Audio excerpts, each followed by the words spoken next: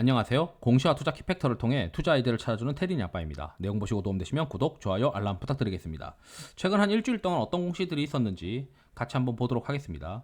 보통 공시 보실 때 이 다트에서 최근 공시 눌러서 뭐 유가증권이면 유가증권, 뭐 코스닥이면 코스닥, 그리고 뭐 임원 보고 이런 거 이제 보시게 되는데, 우선 좀 요약해서 말씀드리면 5% 임원 보고에서는 한 17일 날에 있었던 내용 중에서 그 베일리 기포드라고 이제 투자하는 글로벌에서 이제 알아주는 이제 뭐 자산운용사라고 해야 되겠죠. 자산운용사 같은 애들이 고영을 이제 투자를 했어요. 여기 애들이 좀 장기 투자하고 기술 같은 거를 보고 성장주 투자를 전문으로 하는 그 곳이라고 하니까, 이 베일리 기포드가 고영을 이제 신고를 했는데, 이번에 신고가 신규로 신고한 걸로 알고 있거든요. 여기 보니까 세부 변동 내역,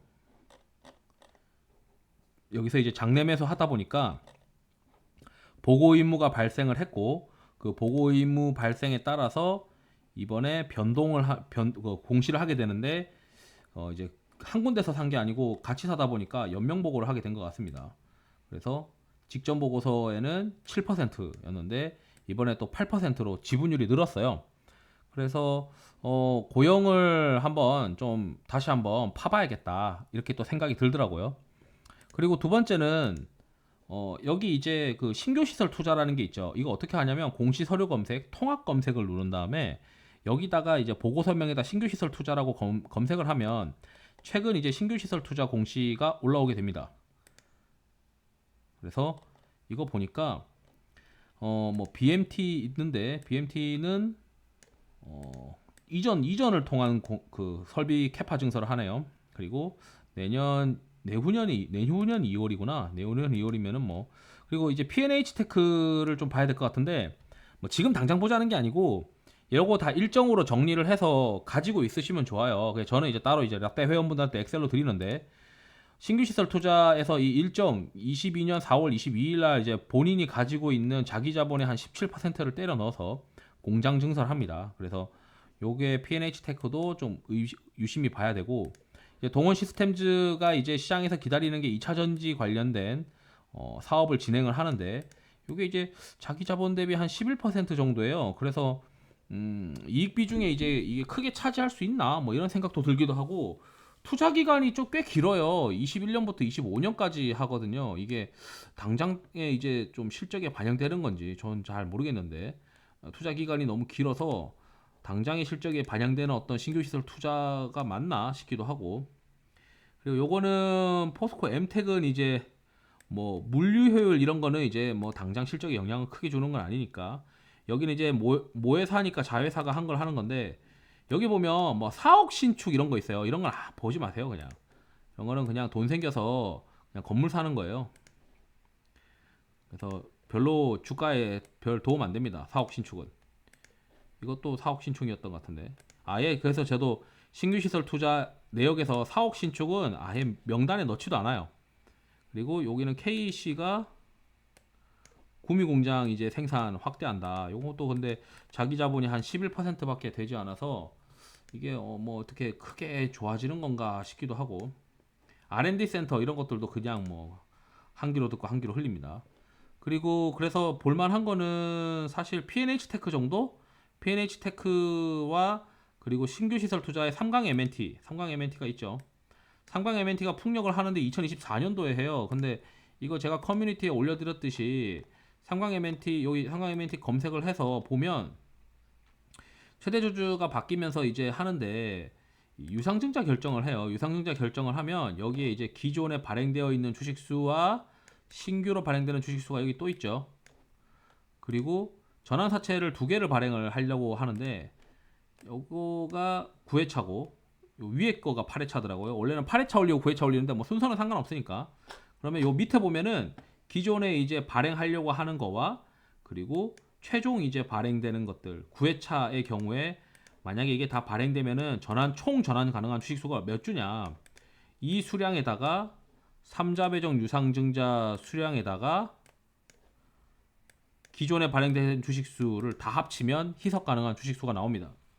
근데 신규 시설 투자 공시를 보시면 아시겠지만 실적이 들어오는 게 뭐 당장 2023년도 아니고 2024, 5년으로 봐야 된단 말이에요. 그러면은 이게 당장 이 희석 요인이 너무 커서 밸류에이션을 버틸까 뭐 이런 의심을 자꾸 하게 되더라고요.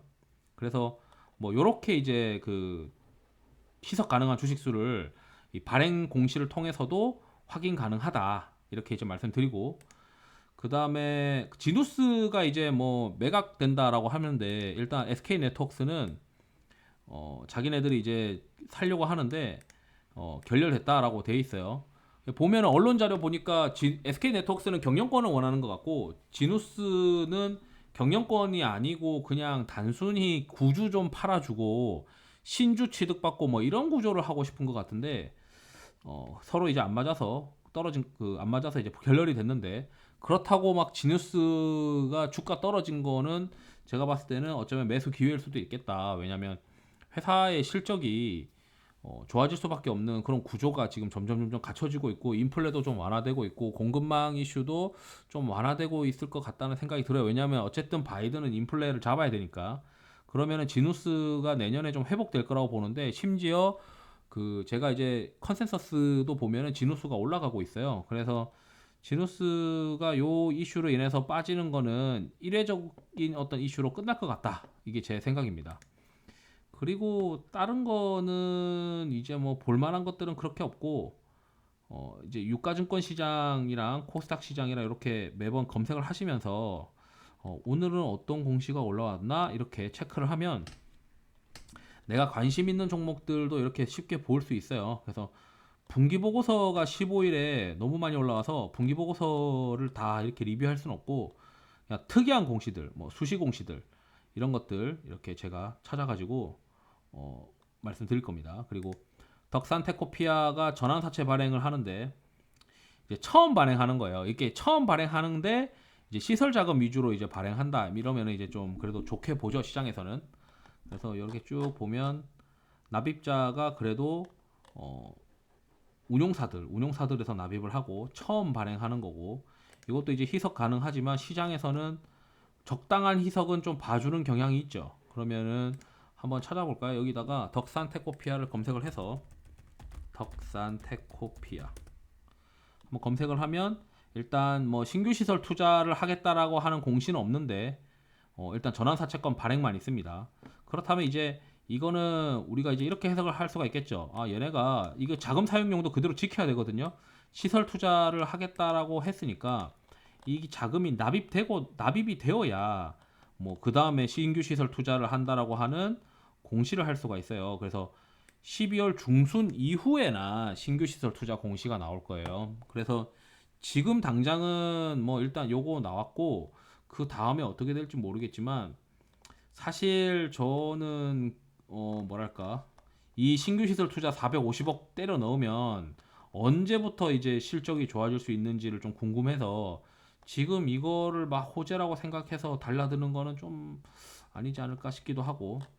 그리고 이게 공장 증설이나 운영 자금 이렇게 어쨌든 이거를 그 운용사에서 이렇게 이제 그 발행을 하는 경우에는 기관 투자자들한테 회사의 정보를 많이 알려줍니다. 그러다 보니까 덕산테코피아가 아마도 회사가 어떻게 성장을 할 거고 내년 실적이 어떻게 되고 이런 것들이 기관 투자자들한테, IB 쪽이죠. IB 쪽 투자자들한테 흘러 들어가면 이게 자연스럽게 여의도도 뭐 서로 정보 공유가 있다 보니까 은연중에 이제 흘러 나가더라고요.